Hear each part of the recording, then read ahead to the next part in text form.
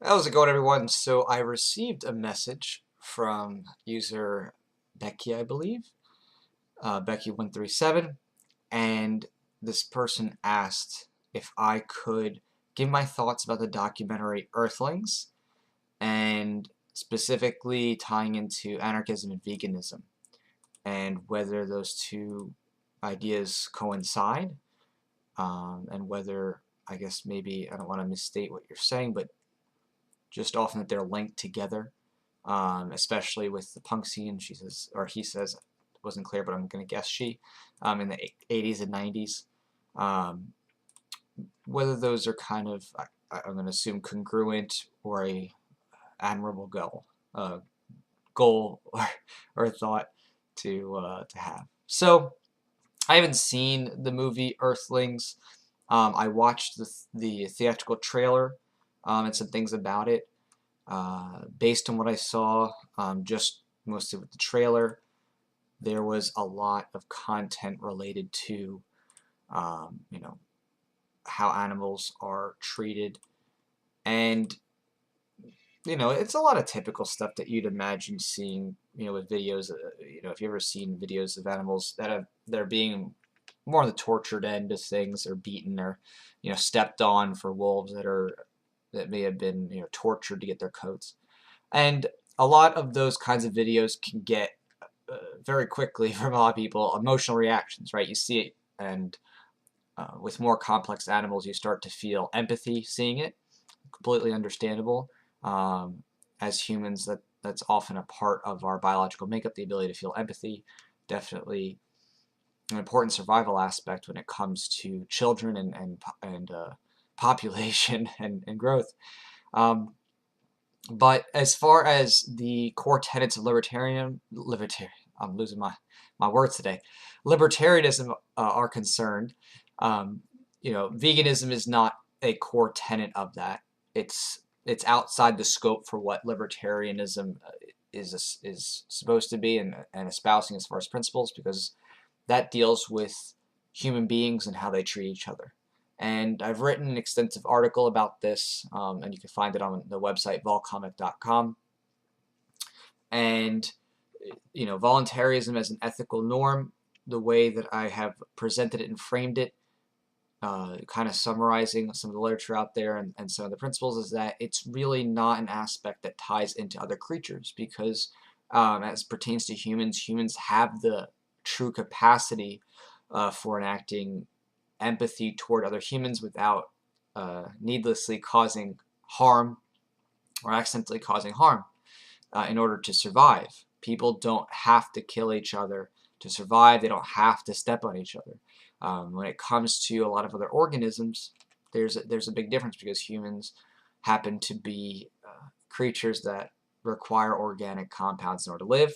Plants or animals, it's cellular division and the destruction of those living things is required for humans to keep on living, keep on going, at least for now. And some will try to distinguish among types of living organisms: complex, simple, having blood, hemoglobin, and those red blood cells, as opposed to plants that don't. But I don't think there's any sort of, at least logically sound or logically mandatory principle that ties into voluntarism, or into universal ethics, as a system that can really define things strictly in the animal kingdom. As a guiding principle, maybe for another next level of possible ethical norms, increasing the amount of peaceable treatment with more complex organisms, but really it's very illusory to define. And the reason is because as humans, we can very easily, just in the process of industrialization and growing, injure, maim, harm, and destroy, and effectively, even if it's not intentionally, torture a whole host of creatures. And even the most peaceable person, even the most peaceable monk, might unwittingly, step on an ant's legs and cause it extreme pain. And if you were to somehow get a camera that close and dramatize the pain of the ant whose legs you just crushed, or one leg you just crushed that maims them for the rest of their life, you can get one of those visceral emotional reactions, and you see that in movies. Movies play that up, Bug's Life or Ants, Bambi. If you anthropomorphize creatures, or bring them into view from a perspective that humans can empathize with normally with other humans, and yeah, you start to get those feelings in, but you can't let the feelings override the logical reasoning as to human survival. And that's the biggest part here, is that without using animals as a resource for food, clothing, possible tools to step out of what was the state of nature, it'd be very difficult for humans to advance, find medicines and cures, and so on and so forth. Even with animal testing, the sad part is that you could do testing outside of those animals, but then you're doing it on humans, and if there's anything that goes wrong, then it's humans are getting harmed. Of course, if you wanted to go from a voluntarist perspective and said, well, we should really open up those options for people to, if they want, have testing done on them and stuff like that. Okay, I mean, that's reasonable sense, but in some ways, people forget that the suffering of humanity has been greatly alleviated because tests have been done with animals instead of humans. Because with the animals, there's a lot more opportunity to run quick tests and do massive experiments with faster aging, especially if you look at rodents and mice that are often used. And it's a tough call. It's one of those things that you have to look at and ask to yourself, your own ethical decision. Do you want humans across the globe to be suffering because they don't have the medical treatments that they need to alleviate themselves from disease and illnesses that are part of this planet? Or do you want to say, hey, we don't want to hurt rats, so we won't be able to do as much testing on rats or anything like that. We'll do it on humans, but it won't go as far as quickly as it could. And that's a tough call. I think that really is more of an individualistic perspective for me. I mean, I'm absolutely empathetic personally in terms of saying, hey, how could we reduce violence, and how can we reduce violence even beyond ourselves potentially? But I don't find it to be a base ethical harm, for animals to have been tested, to have been used for food, to have been used for other types of resource, whether it's fuel, clothing, tools, and things like that. Of course, people can start to move away from that as technology progresses, and that's wonderful. There's nothing wrong with that. But to say, oh, that's an absolute harm, and from the state of nature of man, before modern technology, to even start down that path would be wrong. I don't see that as being, first off, of course, a part of anarchism or voluntarism on its own, but beyond that, I don't see it as being a reasonable alternative solution for bringing humans out of that state of torture. And that this is also psychology. Dunbar's number, the monkey sphere. How many other humans can a single human care about?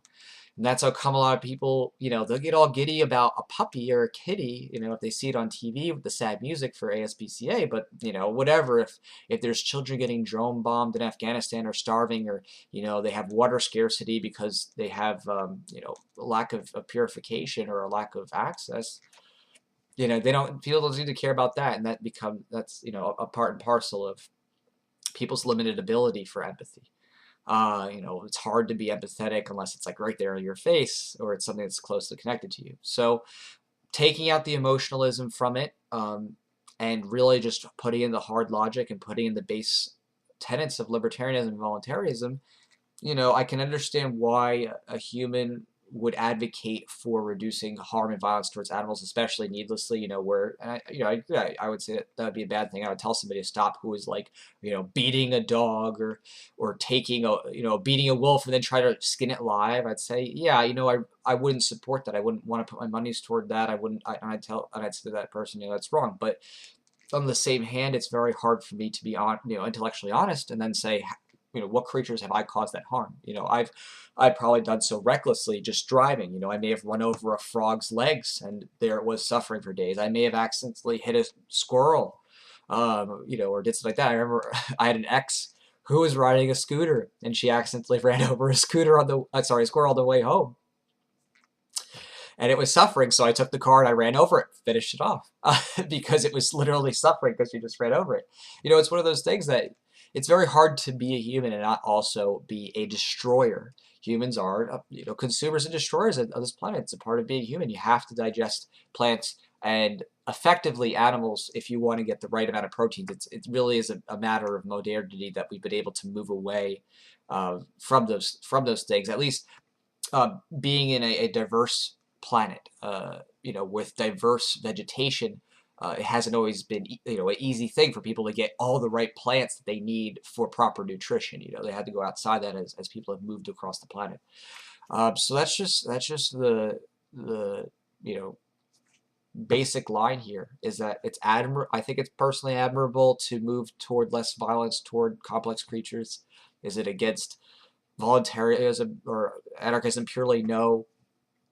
Is it something that will ever go away? Hard to tell. And of course, I always like to play around too. There's great, studies too about plants and their sensory receptors and feelings, right? Just because you're a vegan didn't mean that you're not ending the life of a living thing. A plant, it still is living. Yeah, it grows more slowly in some regards, or it may not be as, active in terms of moving like a cat or a dog, but it's still a living thing. You're still stopping the life form by cutting it off.